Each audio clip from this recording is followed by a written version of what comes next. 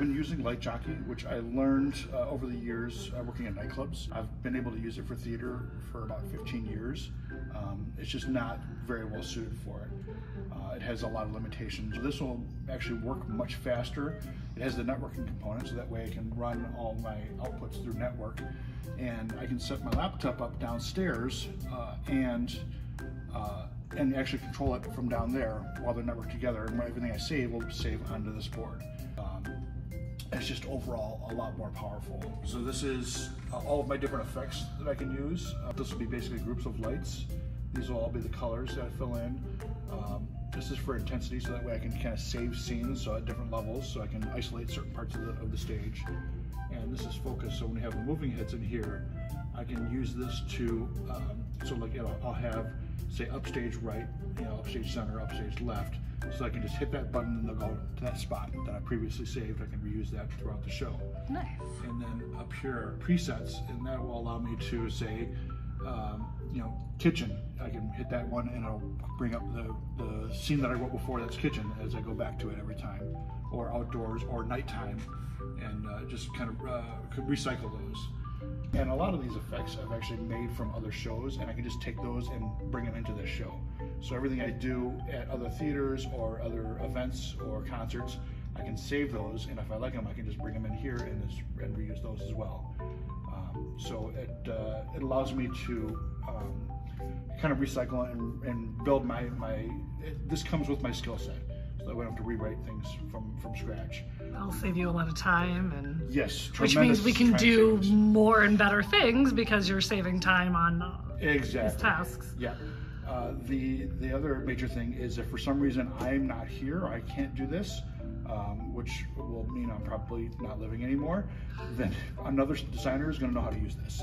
Right. Almost every theater designer knows how to use this board, and that was not the case with Light Jockey. There's only a few of us in the state that actually know that software.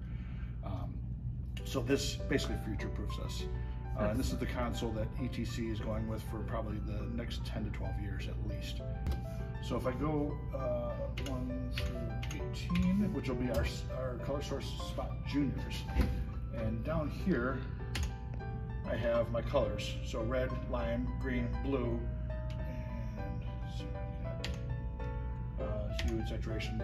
And so this allows me to be able to choose my individual colors. So how will being able to change the colors on these as opposed to using an older unit with a gel affect what you're able to do on stage? So with a gel, you have to decide what color it is long before you hang a fixture. So, and once you decide that color, it's that color for the entire show. So with this, I can change the color the day before opening if the designer or the director and I decide that we want to change the look. And also, if I want to have two different colors on a certain area on the stage, I have to hang 2 fixtures. So these 18 lights will do the job of hundreds of other lights if I wanted to be able to have, say, if I had a red light and a green light and a blue light all facing the same area, that's 3 lights as opposed to 1. So it's a force multiplier is what I like to call it. It are the Lone Stars, which are the moving heads. So those add, so we've got cyan, magenta, and yellow. So a little bit kind of different color, but I can still achieve the same colors. And also I've got CTO, which basically adjusts it so that way it looks like a normal conventional fixtures, which is kind of like that orangish amber color.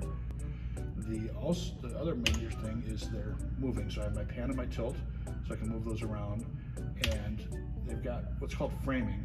So on most conventional fixtures, you have frames on the side that you can slide in and make a square or different shapes, so that way you can get the light exactly where you want. This I can do that automated. So I've got 4 basically frames that I can slide in, and I can adjust the entire assembly. Well. And you can do that, so like in one scene you can have it a real tight space, and the next scene you can move it to a totally different spot in a different color and have it wider. Exactly, yes. So again, force multiplier. And the gobos are built in as well. So I'm probably going to want to get a couple of custom gobos because I like to use windows a lot. So I'll get a window, and then I'll get probably a leaf pattern, so that because we're going to be doing stuff outside, I'm sure. Tell people who don't know what a gobo is. So that is a small pattern that you put in front of the light to get an image on on the stage. So again, pretty much similar to what we were doing. The stage manager basically just has to hit go, and this will all be built into the show. And I can run through these pretty quickly and save these, so that way it'll make our tech week much more efficient than it is right now. Customarily, I will take a note and then make the adjustments in the morning before rehearsal. This way I can make the adjustments on the fly for the most part. Yeah. So this will just be overall much more efficient. And combined with that, it's going to cut my setup and programming time in about half. This is mostly framework. So with the new board and the new outputs, we're going to be future-proof for a very, very long time.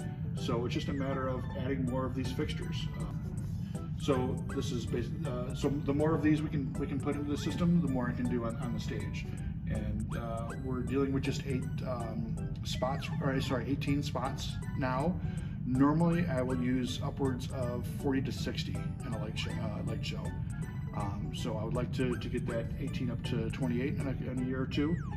But for now, this is going to be a huge, huge improvement, and it's going to be more efficient, more power efficient. So, and thanks to the people who donated and helped. Awesome. Thanks, Harley. Yep, thank you.